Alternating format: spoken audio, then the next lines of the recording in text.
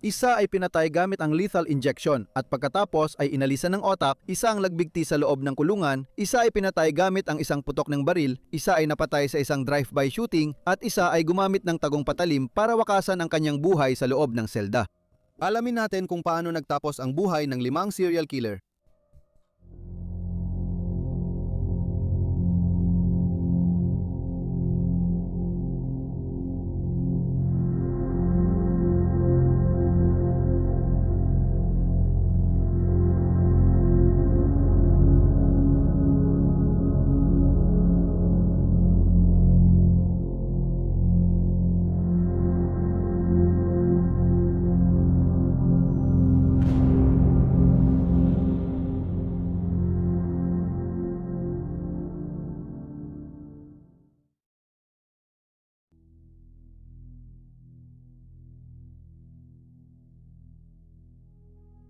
Simulan natin kay Israel Keyes, isang Amerikanong serial killer, magnanakaw sa bangko at akyat bahay, arsonista, kidnapper at sex offender.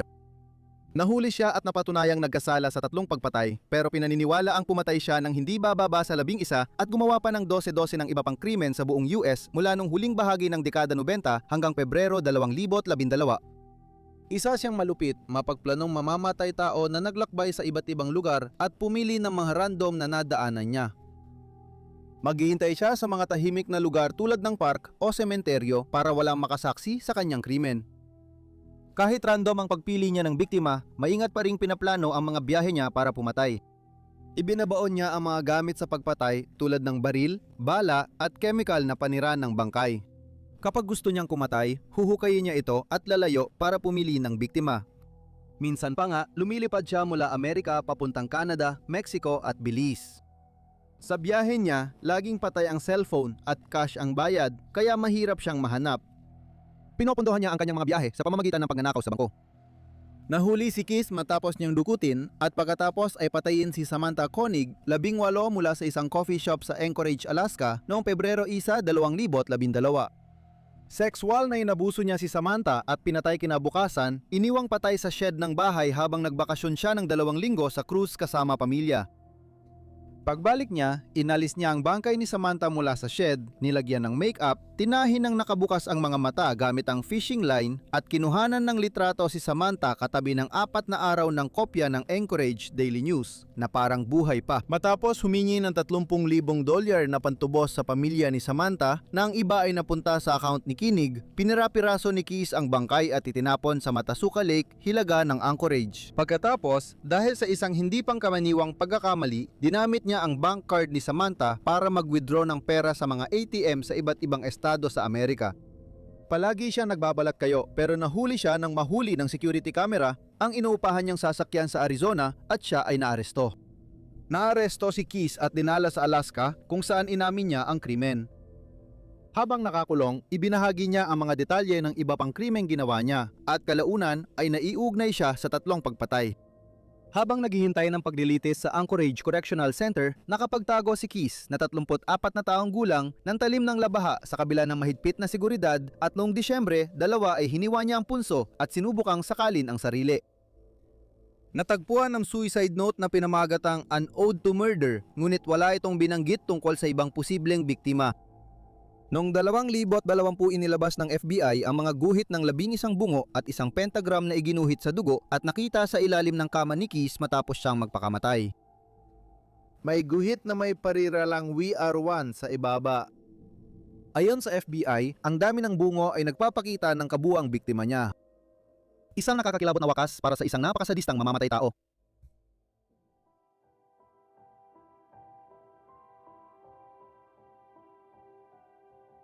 Si Pedro ay kakaiba sa listahan pero inaangkin niyang nakapatay siya ng mahigit 100 tulak ng droga rapist at mamamatay tao. Si Phil na hindi kailanman itinuring ang sarili bilang isang serial killer dahil mga kriminal ang kanyang pinupuntirya na sa tingin niya ay nararapat lamang mamatay dahil sa kanilang mga krimen. Mas itinuturing niya ang sarili bilang vigilante kaysa serial killer. Si Phil ay pumatay ng unang biktima sa edad na 14 bilang ganti matapos tanggalin sa trabaho ang kanyang ama. Matapos barilin ang isang gwardiya, tumakas siya mula Minas Gerais, Brazil, papuntang Mogi das Cruzes, Sao Paulo.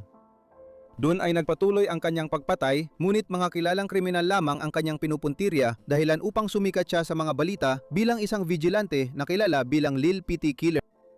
Sa Sao Paulo, nakilala niya ang isang babae at nagsama sila. Nabuntis siya pero pinatay ng leader ng karibal na gang. Pagkatapos, nagwala si Phil sa paghihigante at pinatay lahat ng miyembro ng gang. Maya-maya, nalaman niyang nakakulong ang ama niya sa pagpatay at pagpira-piraso sa kanyang ina gamit ang itap.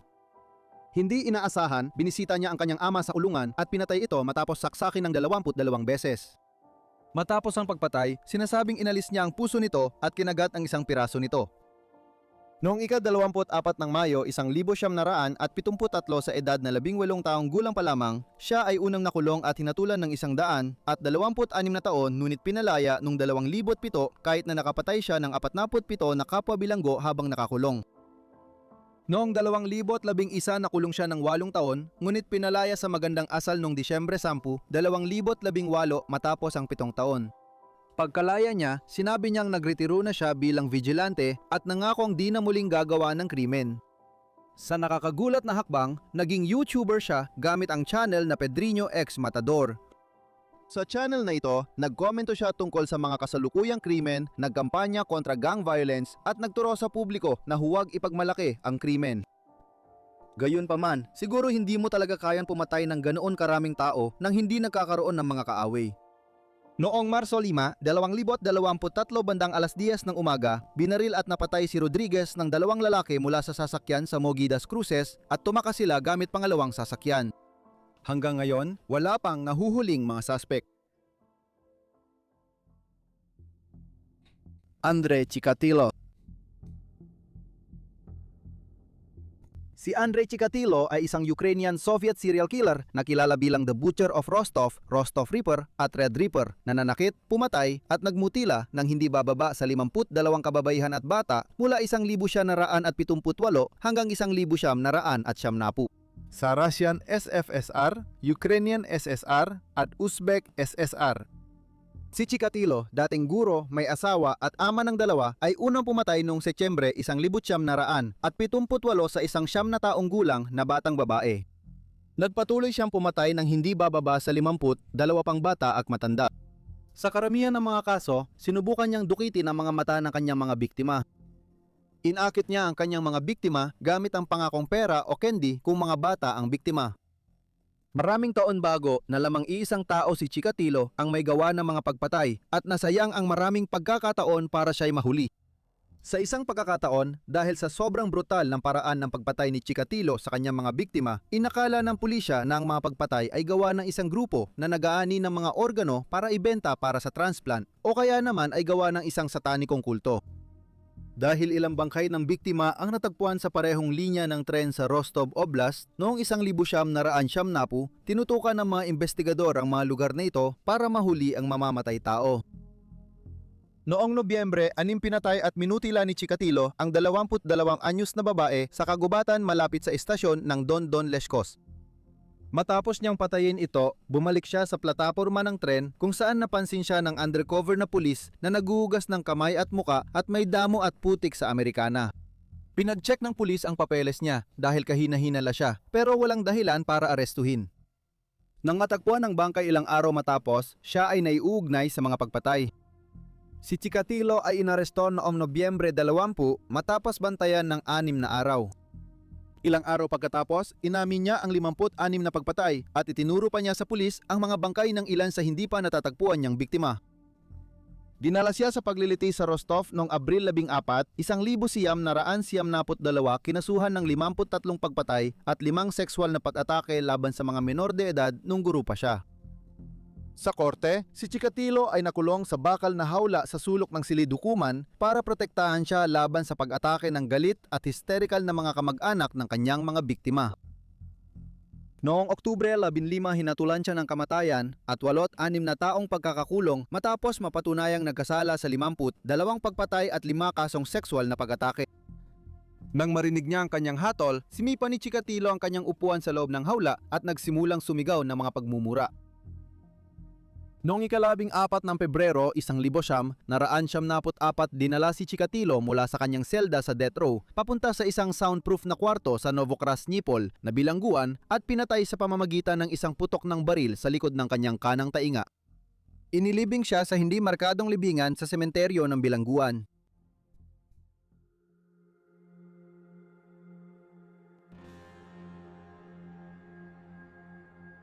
Si John Wayne Gacy ay Amerikanong serial killer at sex offender na gumasa ng torture at pumatay ng hindi bababa sa 33 kabataang lalaki sa Northwood Park Township malapit sa Chicago, Illinois.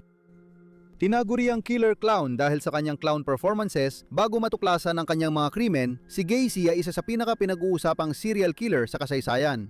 Madalas na namin siyang nabanggit sa paglipas ng mga taon. Si Gacy, na sa panlabas ay isang matulungin at kagalang-galang na miyembro ng lipunan, ay nilinlang ang lahat ng kanyang mga kilalang biktima papunta sa kanyang bahay sa 82113 West Summerdale Avenue sa isang hindi inkorporadong Norwood Park Township sa Illinois. Kadalasan, nililinlang niya ang biktima papunta sa kanyang bahay at pinapasuot ng posas sa pagkukunyaring magpapakita ng magic trick bago pahirapan at patayin sa pagsakal o pagbigti gamit ang garot. Pinatay niya ang unang biktima noong 1972 at 2 pa bago matapos ang 1975. Matapos ang diborsyo sa pangalawang asawa, pumatay siya ng hindi bababa sa 30 pa. Ang imbestigasyon sa pagkawala ng binatilyong Robert Peace ng Des Plaines ang nagresulta sa pagkakaaresto kay Gacy noong Disyembre 21, 1978. Pagkasabi ng pulisya na may nahanap silang labi ng tao sa crawl space niya at kakasuhan siya ng pagpatay, sinabi ni Gacy na gusto niyang linawin ang lahat. Noong madaling araw ng Disyembre 22, inamin ni Gacy sa harap ng kanyang mga abogado na pumatay siya ng halos 30 kabataang lalaki na ayon sa kanya ay kusang pumasok sa kanyang bahay. Napatunayan nagkasala siya sa 33 kaso ng pagpatay. Napatunayan din siya nagkasala ng sexual na pag-atake at malaswang pang-aabuso sa isang bata. Noong panahong iyon, siya ang nahatulan sa pinakamaraming kaso sa kasaysayan ng US. Hinatulan siya ng kamatayan sa bawat pagpatay at itinakda ang bitay sa Hunyo 2, 1980.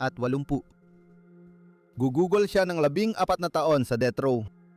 Habang nakahiwalay sa kanyang selda sa bilangguan, nagsimula siyang magpinta. Naipakita at naibenta na ang kanyang mga pinta sa exhibition at auction. Noong Mayo 1974, inilipat si Gacy sa Stateville Correctional Center para sa kanyang bitay. Nang hapon na yon, pinayagan siyang magkaroon ng pribadong picnic kasama ang kanyang pamilya sa bakuran ng bilangguan. Sa uling pagkain niya, nagpa-order siya ng timba ng KFC, fries, 12 pritong hipon strawberries at Diet Coke. Gabing yon, tinanggap niya ang huling sakramento at dinala sa silid ng bitayan sa Stateville. Alas 12:40 ng madaling araw, sinimulan ang nakamamatay na iniksyon, ngunit tumigas at nagbara sa IV tube ang mga chemical na ginamit. Pinalitan muna ang tubo bago ituloy ang bitay, kaya tumagal ng 18 minuto ang proseso. Sinabi niya sa abogado na ang pagbitay sa kanya ay hindi makakabawi sa pagkawala ng iba at siya ay pinapatay ng estado. Ang huling sinabi niya ay iniulat na, "Halikan mo ang pet ko." Kumpirmado ang pagkamatay ni Gacy noong 12:58 ng Yun ng Mayo 10, 1974. Tinanggal ang otak pati lang hiwa ng iba pang organo, isinilid sa Ziploc bag para sa pagsusuri at pinaniniwalaang nasa basement pa rin ni Dr. Helen Morrison, isang forensic psychiatrist, manunulat at profiler. Ang natitirang bahagi ni Gacy ay sinunog at ang kinaroroonan ng kanyang abo ay nananatiling hindi isinasa publiko.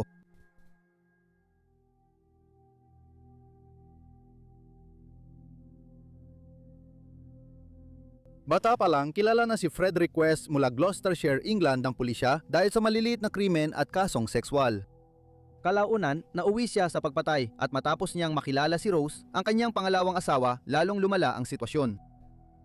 Mula 1967 hanggang 1987, pumatay si Fred ng hindi bababa sa 12 kabataang babae, kabilang ang unang asawa at anak niyang si Heather.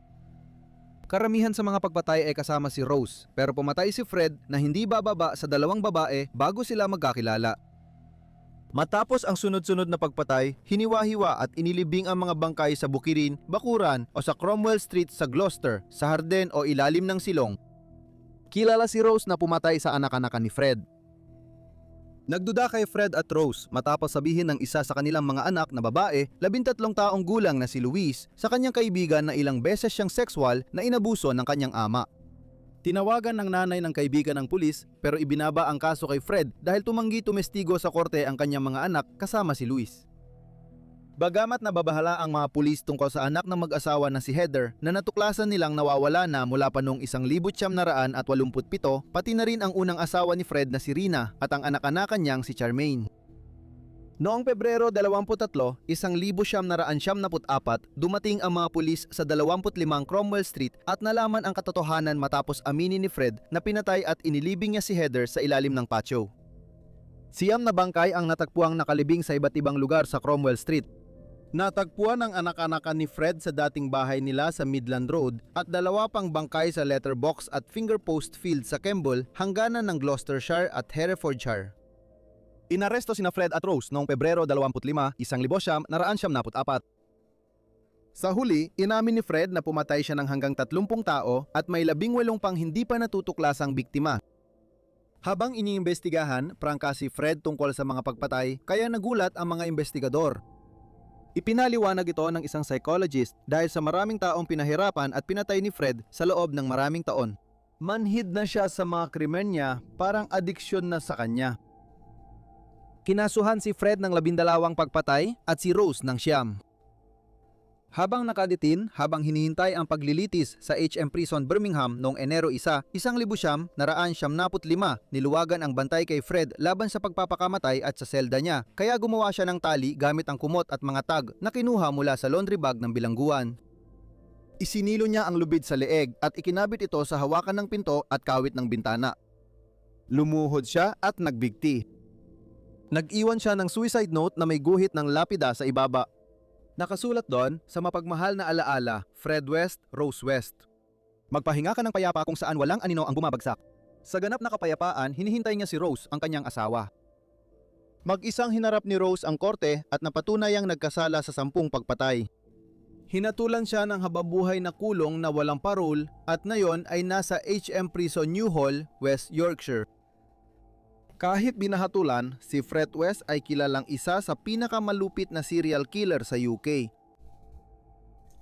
Nakikiramay kami sa lahat ng mga biktimang naapektuhan ng mga kasong tinalakay sa video na ito. Salamat sa panonood, kita tayo sa susunod na video.